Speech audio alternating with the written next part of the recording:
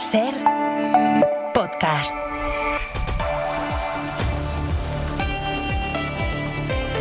Y ahora vamos con los incendios, ahora vamos con Ayuso y el ático de casi 500 metros cuadrados que ha comprado la Comunidad de Madrid para usar de oficina temporal.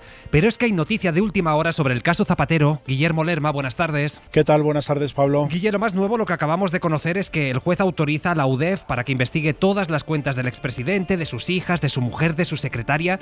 Y además el magistrado reclama analizar las cuentas del empresario Julio Martínez, que abonó pagos al expresidente y sus hijas a través de una maraña de 27 sociedades, Guille. Sí, Calama responde a una petición realizada por la UDEF en un informe en el que pone el foco en los flujos de los fondos entre las empresas y las personas implicadas en el caso. El juez ordena en concreto un análisis pormenorizado desde 2020 y hasta la fecha de las cuentas bancarias asociadas al expresidente del gobierno, a su esposa e hijas, a su secretaria Gertrudis Alcázar y al empresario Julio Martínez, el dueño de la consultora Análisis Relevante. En el auto, Calama asegura que es necesario un estudio profundo de los intercambios de dinero para corroborar los flujos económicos abonados y el esclarecimiento de los supuestos hechos delictivos, así como la identificación de los posibles responsables. Los investigadores, Pablo, reiteran parte de la tesis que ya recogen en los escritos incorporados al sumario. Sitúan a Zapatero en el centro de una estructura organizada y estable,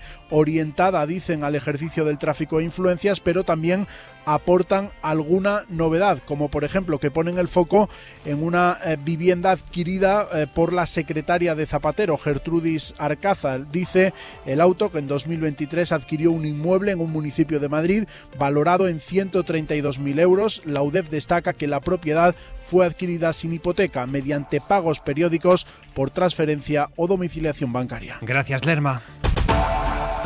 Y en cuanto al fuego, los incendios de Madrid y Ávila han quedado técnicamente estabilizados tras casi una semana ardiendo y se han levantado todas las evacuaciones en Ávila y algunas más en Madrid. Esta es la noticia positiva de hoy, pero es que hasta ahora aumenta la preocupación por el incendio desatado en Zamora, en el Parque Natural de Arribes del Duero. Ha provocado el desalojo de 12 pueblos ya, también de un camping, y la UME está trabajando en la zona. Radio Zamora, Carlos Chintú, última hora. Un contingente de 50 militares y 20 vehículos de la UME se suman a las labores contra un incendio cuyo posible avance hacia masas de robles, encinas y enebros del Parque Natural de Arribes del Duero preocupa enormemente.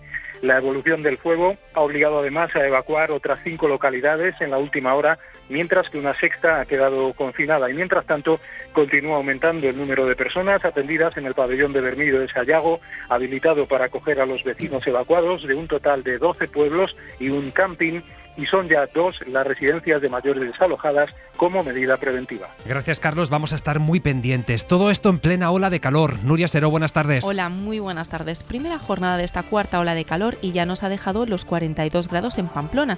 Se han rozado los 41 tanto en Córdoba, Toledo, Zaragoza, los 40 en Lleida como también en Ciudad Real, 39 en Madrid.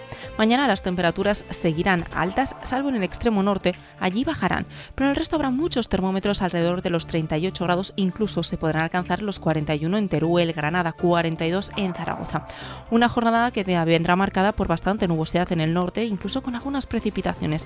Por la tarde habrá tormentas, especialmente en el este peninsular, en zonas de montaña, puntualmente pueden ser fuertes, y en Canarias habrá calima, como también en el sur y en el este peninsular. Ya ven que la actualidad viene intensa, también la deportiva, con varias últimas horas, como ese expediente que ha abierto la FIFA a varios jugadores de Argentina por los incidentes de la final del Mundial. De todo esto y más nos va a hablar Tony López en media hora en Hora 25 Deportes. Hola, Tony. ¿Qué tal, Pablo? 10 días después de la final del Mundial entre España y Argentina, en la que fuimos campeones del mundo, la FIFA ha abierto un procedimiento disciplinario por lo ocurrido tras el partido. Esa tángana entre argentinos y españoles inicia ese procedimiento contra los argentinos Nahuel Molina, Leandro Paredes y el técnico Roberto Fabián Ayala, y también contra el español Gavi, que llegó en el tramo final a intentar separar a sus compañeros contra los argentinos. Es la noticia de la tarde de un miércoles en el que la Comunidad de Madrid ha denunciado al Rayo Vallecano porque no le ha permitido entrar al estadio a iniciar las obras de adecuación un día después de quitarle la concesión del campo al conjunto vallecano. Ya lo ven, el menú es amplio. Gracias, Tony. Arranca Hora 25. Lo decíamos antes, el Ministerio del Interior da por estabilizados los incendios de Madrid y Ávila, que han arrasado más de 70.000 hectáreas. El Gobierno ha levantado todas las evacuaciones en Ávila, algunas más en la Comunidad de Madrid, donde han quedado destruidas, atención, unas 100 casas. Todavía preocupa el de Castellón, donde hay algún frente activo, y preocupa el balance general del año. Fíjense, en lo que llevamos se han calcinado ya 206.000 hectáreas en nuestro país. Mariola Lourido, buenas tardes. Buenas tardes, Pablo. Ante la alerta de peligro extraordinario de incendios que ha lanzado la EMET, el ministro Marlaska pide a las comunidades autónomas que refuercen las medidas preventivas y favorezcan la detección temprana, porque ha costado una semana frenar los fuegos en Ávila y Madrid. Desde un punto de vista técnico, el incendio que abarca la emergencia de interés nacional se encontraría técnicamente estabilizado. Se levantan todas las medidas, tanto de evacuación como de confinamiento, respecto al conjunto de localidades de la provincia de Ávila. Aún hay que llegar a la fase de control del incendio interior. Suprime todas esas restricciones para las zonas quemadas de Ávila, 50.000 hectáreas. En Madrid, la desescalada va más lenta. Otros 1.500 vecinos pueden volver hoy a casa, pero todavía quedan 10.000 personas evacuadas o confinadas por un fuego que ha calcinado 27.000 hectáreas y ha dejado en cenizas 100 viviendas. Es en la Val d'Uixó, en Castellón, donde la situación está peor, más complicada, con rebrotes. El siniestro sigue sin control. Han ardido más de 9.000 hectáreas en la Sierra de Espadán y 10.000 vecinos continúan desalojados. Y en Toledo, Pablo, hemos visto que esta tarde se han movilizado medios aéreos y terrestres por un incendio en Villamuelas. Y en León hay también despliegue por otro fuego en San Cipriano, nivel 2, que ha obligado a desalojar a algunos vecinos de la Vega del Condado. Pues es la foto hasta ahora, gracias Mariola. Es verdad que durante todo el día hemos escuchado el relato de la vuelta a casa de muchos de estos desalojados, en algunos casos a viviendas que están destruidas o dañadas. Claro, la pregunta que surge aquí es, ¿y cubren los seguros estos daños? Por ejemplo, ¿los daños de las explotaciones ganaderas los cubren? ¿Cómo hay que reclamar? Nos responde esto y más Sira Valdés. Más allá de las ayudas disponibles tras la declaración de zona catastrófica, los afectados por los incendios también pueden recurrir a las indemnizaciones si su seguro del hogar incluye la cobertura frente a incendios, tal y como explica Manuel Mascaraque de UNESPA. El seguro puede cubrir tanto los daños a la propia vivienda como los bienes sufridos, como electrodomésticos, muebles, enseres y demás. Además, si la casa no puede habitarse temporalmente, muchas pólizas contemplan gastos para encontrar un alojamiento provisional. Una cobertura que también prevén muchas de las pólizas de comercios e industria, que incluso pueden prever indemnizaciones por el lucro cesante, y para agricultores y ganaderos. Cubre toda la producción agrícola que pueda haber en las zonas devastadas, y también pues el ganado que pueda encontrarse en explotaciones ganaderas afectadas. Sus pérdidas están cubiertas por Agroseguro, explica su director general, Sergio de Andrés, quien llama a la tranquilidad. No hay plazo para dar parte porque dice lo primero es lo primero. Y es la polémica del día. La Comunidad de Madrid ha comprado un ático de lujo de 485 metros cuadrados, con unos 200 de terraza, para que lo utilice Ayuso o algunos de sus consejeros como oficina mientras se reforma la Real Casa de Correos, la sede del gobierno madrileño. Esta es una noticia que ha adelantado El País, que ha confirmado la SER, noticia que hemos conocido 3 meses y medio después de que se efectuara la compra. Y se ha conocido porque un periodista ha ido a buscar información, no porque se haya anunciado, no porque se haya publicitado. Ayuso ya ha salido a defender que todo se ha hecho correctamente y se ha presentado como víctima de una campaña de desprestigio precisamente en medio de la crisis por los incendios. Radio Madrid, Ana Iriarte. La reforma integral de la sede regional ha sido el argumento de la presidenta para justificar así la compra del ático. Niega que el inmueble vaya a convertirse en su sede provisional y asegura que todavía existen dudas de quién lo utilizará. Ayuso no aclara cuánto ha costado el inmueble o por qué no se informó de esta compra en los canales oficiales. Eso sí, lo achaca a una nueva campaña contra ella. No es mi casa, no es mi residencia, no es para mí y no me le han comprado a Ayuso nada. Yo entiendo la campaña de desprestigio que se elige hoy en concreto para echarme a la opinión pública encima. Es falso. También hay que destacar que este nuevo ático se encuentra en la zona en la que Ayuso vive ya junto a su pareja y próximo a otro inmueble que la presidenta madrileña tiene en propiedad.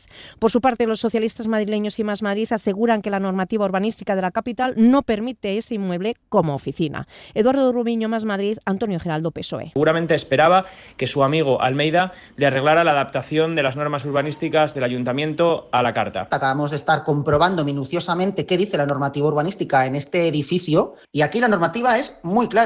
En ese ático solamente puede existir una vivienda. El bloque de la izquierda señala que de hacerlo, el gobierno regional incumpliría la ley. Claro, a esta hora Ayuso no ha contestado a preguntas clave. ¿Cuánto ha costado este piso? ¿Por qué se compra y no se alquila? ¿Por qué ese en concreto? ¿Por qué no usar uno que ya tenga la comunidad? ¿Por qué nadie sabía nada de las obras en la sede del gobierno? Ahora lo apuntaba Ana. La oposición madrileña está que trina. Por ejemplo, Óscar López, líder de los socialistas madrileños. Si la señora Ayuso quiere tener una residencia oficial, lo tiene que decir públicamente y aprobarlo con transparencia. Pero lo que no puede es seguir comprando residencias de verano, residencias de invierno, chalés en Rascafría y áticos en Chamberí con dinero de todos los madrileños sin dar explicaciones. Y desde Más Madrid, Eduardo Rubiño. Es un capricho de Ayuso, que tiene obsesión con los áticos de lujo en Chamberí, pero muy poca afición a pagárselos de su bolsillo. Es un delirio faraónico de una presidenta que se cree que puede hacer y deshacer a su antojo y que seguramente esperaba que su amigo Almeida le arreglara la adaptación de las normas urbanísticas del ayuntamiento a la carta. Y sin sorpresas, el presidente de Castilla-La Mancha, Emiliano García Paje, ha cargado esta mañana contra la decisión del Gobierno de indultar parcialmente a la expresidenta del Parlamento, a Laura Borràs. Le ha dicho Paje a Pedro Blanco, hoy por hoy, que no se puede indultar la corrupción. La prueba más evidente es que cuando las cosas se hacen así de tapadillo y sin quererlo contar, pues evidentemente, como comprenderá, es que ya hay la asunción de que esto es algo muy doloroso, ¿no? Pero no ganamos en este contexto. Cuando más necesitamos dar una sensación de firmeza y de intolerancia contra la corrupción, no podemos indultar por corrupción. ¿Usted cree que aunque sea ya con agosticidad y cuando todo el mundo está con la maleta hecha para irse de vacaciones? Estamos hablando, como saben, de una decisión que adoptó ayer el Consejo de Ministros, de la que no supimos nada hasta bien entrada la tarde. Pues bien, hay que decir que a pesar de que el indulto no está vinculado con el procés, el Gobierno, a través de Óscar López, ha marcado esta decisión en la estrategia de normalización con Cataluña. También ha recordado que era el propio tribunal que lo condenó quien ha dicho hay que indultarla de algún modo para que no entre en la cárcel. Lo que sorprende también es la reacción del PP, que hace unas semanas inauguró una nueva especie de relación con Junts, de acercamiento. Pues bien, hoy evitaba hacer sangre con esta medida de gracia, Adriana Jordán. Los populares lanzan balones fuera. El secretario general del PP, Miguel Tellado, evitaba responder sobre el indulto del Gobierno a Laura Borràs. Sánchez estaba en contra de los indultos. Así se recoge en algún vídeo de él y, sin embargo, parece que ahora ya no está tan en contra. Las voces más contundentes en el Partido Popular, la de la diputada catalana Lorena Roldán, que en un mensaje en X calificaba la medida de gracia como un primer pago a Junts a cambio de los presupuestos, también la del alcalde de Madrid, que ve al Ejecutivo allanando el camino para otros indultos, o la de la presidenta madrileña Isabel Díaz Ayuso, que afeaba al Ejecutivo las formas. Decía que han tomado la decisión con nocturnidad y alevosía. El Gobierno siempre aprovecha, el Gobierno de Sánchez, cualquier situación, cualquier catástrofe, situación sobrevenida para seguir con sus hojas de ruta. Así que es una más. No sorprende. Pero la Dirección Nacional mantiene un perfil bajo, al menos de momento, eso dicen fuentes del partido, justifican el giro diciendo que el PP está centrado en las preocupaciones de los españoles y la figura de Borràs no está entre ellas. Pues en lo estrictamente judicial, el juez Pedraz ha imputado hoy al exdirector de la Guardia Civil, a Leonardo Marcos, en el caso Leire 10, que es el caso de esas presuntas maniobras junto a Cerdán para desactivar causas judiciales contra el partido y contra el gobierno.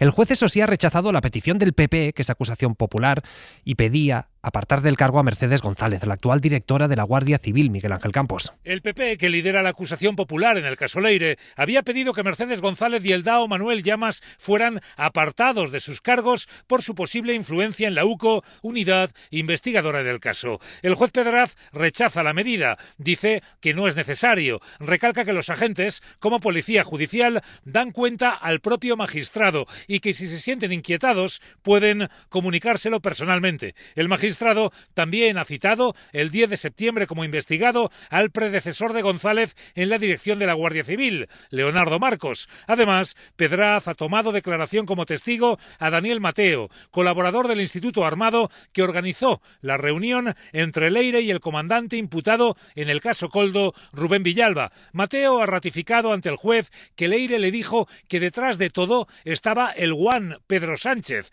que Leire le dijo que Mercedes González también estaba al corriente y que la propia Leire iba a nombrar al nuevo DAO después de que cesaran el actual y a Marlaska, porque rechazaba su gestión. A pesar de ello, el colaborador de la Guardia Civil ha dicho que Leire no le pareció fantasiosa, sino que le dio miedo. Y más de los tribunales, Alejandro Becerra, buenas tardes. ¿Qué tal, Pablo? Buenas tardes. Begoña Gómez ha decidido cambiar de abogado para afrontar el futuro juicio con jurado popular. Sí, el tribunal avaló parcialmente la investigación del juez Peinado, aunque le quitó a Gómez 2 delitos. También dio luz verde para que el juicio por las supuestas irregularidades en la cátedra de la Complutense fuese con jurado popular. Peinado, recordemos, apremió a las partes para dictar auto de apertura de juicio antes de jubilarse. El nuevo abogado de Gómez es Jaime Campaner y ya ha pedido ampliar el plazo de 5 a 15 días para estudiar la causa. Hora 25. Con Pablo Tallón. Y la crisis migratoria se agrava en Ceuta. La Guardia Civil ha recuperado los cuerpos sin vida de 2 personas migrantes. Esto tras la llegada de casi 150 personas nadando en pocas horas. Para que se hagan una idea, en la última semana han accedido a la ciudad autónoma más de 1.500 personas entre adultos y menores, y el presidente ceutí advierte de que la situación de desborde de los centros de acogida cada vez se hace más insostenible. Ceuta, Miguel Ángel Mendoza. Juan Vivas, en su balance de la crisis migratoria que vive la ciudad, incluía 60 fallecidos en los últimos 12 meses. Hoy han aparecido 2 más en el mismo sitio, uno de ellos simplemente con un bañador. Todos los servicios están desbordados: Guardia Civil en frontera, asistenciales como Cruz Roja, policía en la afiliación para adultos o los centros de menores que se encuentran. En concreto, y por lo que se refiere al área de menores no acompañados, la sobreocupación es de un 1.600% en relación con la capacidad ordinaria legalmente establecida. Así lo describía Vivas ante los medios. Pedía un mando único bajo la lealtad institucional y la unidad entre gobierno central y local, buscando una respuesta urgente de emergencia que permita la salida de migrantes a la península. Hoy han salido 39 recursos económicos para atender a los que están y más efectivos de las fuerzas de seguridad. También la complicidad con Marruecos para que intensifique la vigilancia de su costa. Todo esto busca un objetivo, además, que es modificar la ley de extranjería para que tenga en cuenta que las devoluciones en el mar dispongan del mismo efecto que las realizadas en tierra, al contrario de lo que ha reflejado el Supremo, considerando que en el mar no hay barreras físicas y por tanto no se puede devolver a nadie. Y en Barcelona, los Mossos han detenido al hombre que se fugó anoche después de apuñalar a su pareja en presencia de sus 2 hijos de 8 y 4 años. El hombre aparcó el coche debajo del domicilio, subió al piso y atacó a la mujer hasta dejarla gravemente herida. Y como saben, ella no pudo superar las heridas. Eva Hidalgo. La víctima, de 34 años, murió en su domicilio de la calle Andrade. La encontraron los Mossos después de recibir un aviso por agresión. Durante la huida del individuo, según fuentes policiales, este prendió fuego a un vehículo que se encontró quemado en otro barrio. Se entregó poco después en la comisaría. La consellera de Igualtat, Eva Menor, ha condenado el que es el 4º crimen machista del año en Catalunya. Una condemna rotunda del 4º feminicidi que ha tingut lloc aquí a Catalunya enguany i de condola a la... Envía un mensaje a las mujeres diciendo que no están solas. Según fuentes policiales, hacía 15 días que la mujer había sido detenida por presuntos maltratos a su marido y a sus hijos. Y después de que las comunidades del PP pidieran ayer aplazar la reunión para discutir la reforma de la financiación autonómica, hoy han protagonizado un nuevo desplante al Gobierno en la Conferencia de Política Universitaria. En este caso, Becerra se iba a aprobar una transferencia urgente de 150 millones de euros. Sí, el martes 4 comunidades, todas gobernadas por el PP, dijeron que no acudirían porque había que dar una respuesta institucional ante los incendios. Hoy 7 más se han sumado a ese desplante. El Gobierno les ha recordado que ni siquiera hacía falta que acudieran presencialmente. Solo había que votar, de hecho, 2 puntos. Uno de ellos, el reparto de esos 150 millones que ya habían sido acordados por unanimidad.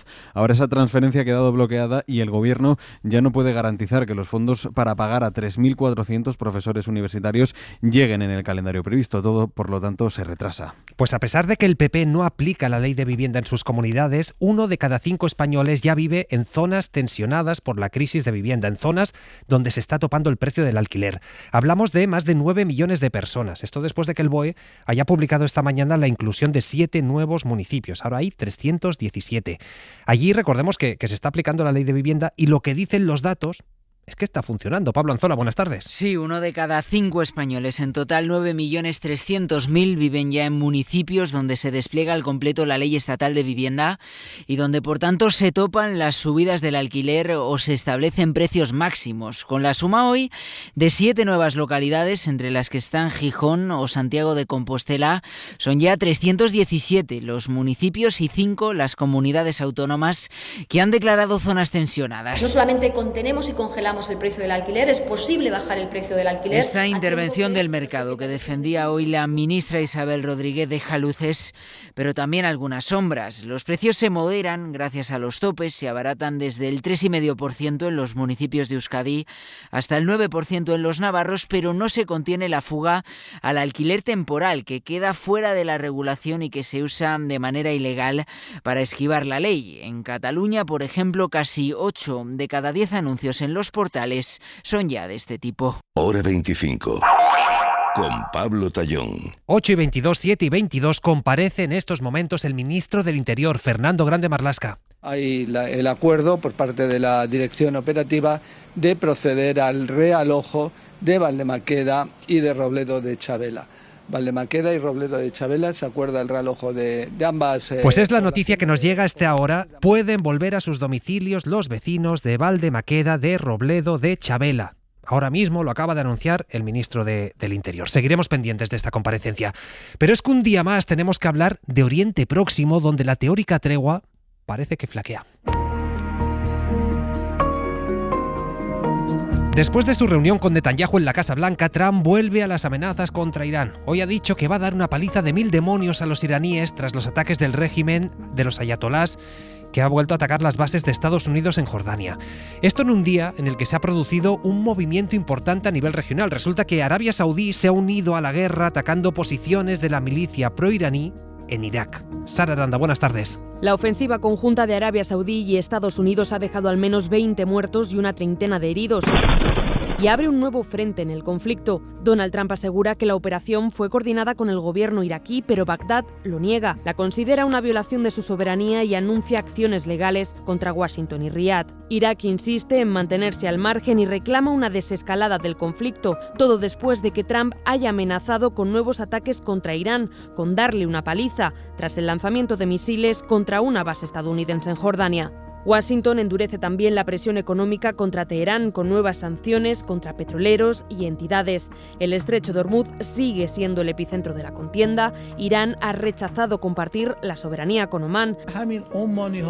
Aseguran que quieren el control del estrecho por seguridad y no por un tema económico. Y Rusia ha puesto en búsqueda y captura al fundador de Telegram, Victoria García. Según reza en el Servicio Nacional de Seguridad de la Federación Rusa, la administración de Telegram no eliminó los canales, chats y bots utilizados por los servicios de inteligencia ucranianos para planificar ataques terroristas, asesinatos en masa y fraudes cibernéticos en Rusia. Es la comisaria de delitos cibernéticos de Moscú. El fundador de Telegram podría ser arrestado en rebeldía en Rusia. Ha sido acusado en virtud del apartado 1 del artículo 205 del Código Penal ruso. Pavel Durov, cofundador de Telegram, podría enfrentarse a cadena perpetua si se demuestra su culpabilidad en la investigación rusa contra él. Hora 25. Con Pablo Tallón. El Pazo de Meiras ya es de titularidad pública. La justicia ha ordenado su inscripción a favor del Estado después de 7 años de litigios. Con este nuevo trámite, los tribunales avanzan en la ejecución definitiva de la sentencia, a pesar de los intentos reiterados de la familia Franco de torpedear este proceso. Galicia, Íñigo Caínzos. El juzgado de La Coruña ordena al registro de la propiedad de Betanzos la inscripción del inmueble a favor del Estado y también la cancelación de cualquier inscripción previa registral, es decir, las que hasta ahora figuraban a favor de los herederos del dictador. Un paso administrativo de gran calado simbólico porque supone privar a los herederos de Franco de uno de los baluartes del franquismo. Desde la Asociación por la Memoria Democrática dicen estar felices por esta victoria, aunque ponen deberes, que las visitas no estén restringidas y que sea un lugar abierto a la ciudadanía. Carlos Babío. Chamounos profundamente a atención é que o Estado non procederá a cumprir unha das cuestións que está establecida na propia sentencia, ou seja, que o Estado inscriba ese ben como un Estado propio, como os outros extremos que levan aparellado o cumprimento da lei, pois a apertura do Pazo de Meiras ao acceso público en condicións de normalidade, como establece a Lei de Patrimonio Cultural. La resolución solo es recurrible en reposición, para lo que el juzgado da un plazo de 5 días. Y son tremendos los detalles que hemos conocido hoy sobre el ataque inaudito de un modelo de OpenAI, de la propietaria de ChatGPT, a otra compañía de inteligencia artificial. Este nuevo informe revela que el hackeo se prolongó 5 días y además afectó a otros 4 servicios de Internet. De hecho, el propietario de OpenAI ha afirmado que ese incidente le revolvió las tripas. Laura Moreno. El presidente ejecutivo de la compañía de inteligencia artificial, Sam Altman, ha afirmado que es el primer incidente de seguridad que le ha revuelto las tripas y le sorprende que no haya más gente que lo siente así. This is the first Todo ocurrió porque 2 modelos de OpenAI debían resolver un conocido problema de seguridad encerrados en un espacio digital sin acceso a Internet. Pero no buscaron la solución, sabían que tenía que estar ya resuelto. Así que comenzaron por hackear el entorno digital para acceder a Internet. Su objetivo era acceder a la biblioteca de modelos de IA Hugging Face y encontrar ahí la solución. Para ello hackearon la cuenta de un usuario de otra plataforma que desarrolla herramientas de inteligencia artificial. Desde Hugging Face han creado un diario de la gente para describir el hackeo. El ciberataque duró 5 días, afectó a otros 4 servicios y se llevaron a cabo 17.600 operaciones. La conclusión de la plataforma es lo más inquietante. Un ser humano no podría haber hecho esto ni a esa escala ni en esos plazos. Finalmente, los modelos obtuvieron la solución al problema que les habían planteado. El ciberataque ha vuelto a poner en el punto de mira los límites de la inteligencia artificial. Pues de un futuro que pinta un poco distópico a un pasado que conocemos poco a poco. Atención a lo que publica hoy la revista Nature.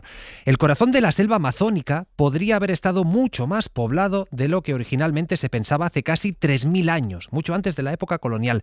Esta, claro, hay muchas plantas. Es una de las zonas más inexploradas del planeta y ahí podrían haber vivido, para que se hagan una idea, hasta 3 millones de personas, Javier Ruiz Martínez. Los akiris vivieron hace 2000 años en la selva amazónica, cerca del río que hoy se llama Acre. Cuando los primeros europeos les contactaron, les preguntaron, ¿dónde estamos? Akiri viene de palabra kaikiri, que significa un alligator. Era en río de Caimanes. Y aunque lo que les advertían era que el río estaba lleno de cocodrilos, se quedaron con ese nombre. El experto que lo explica es Martti Parsinen, arqueólogo catedrático emérito de la Universidad de Helsinki y trabaja aquí en Madrid en el Instituto Iberoamericano de Finlandia. Hasta hace muy poco se creía que los akiri eran pocos y vivían cerca del río, porque la selva era tierra inhóspita. Selva virgen, sin influencia humana. Lo que publica hoy en Nature el equipo del que forma parte Parsinen es que han descubierto 20.000 evidencias de grandes movimientos de tierra, zonas para ceremonias y caminos. Caminos incas son muy conocidos, pero son del siglo XVI. Entonces estas son mucho más antiguas. 3 millones de habitantes en plena selva repleta de caimanes. 3 millones en la selva. Y seguro que muchos recuerdan esta canción. But I want you all the more for that. Es Falling Slowly, de la película Once, que ganó el Oscar en 2008. Estaba compuesta, también interpretada por Glenn Hansard, que es una de las voces más queridas de la música irlandesa. Pues bien, ha muerto, nos ha dejado a los 56 años en un accidente de moto. Para no perderte ningún episodio, síguenos en la aplicación o la web de la SER, Podium Podcast o tu plataforma de audio favorita.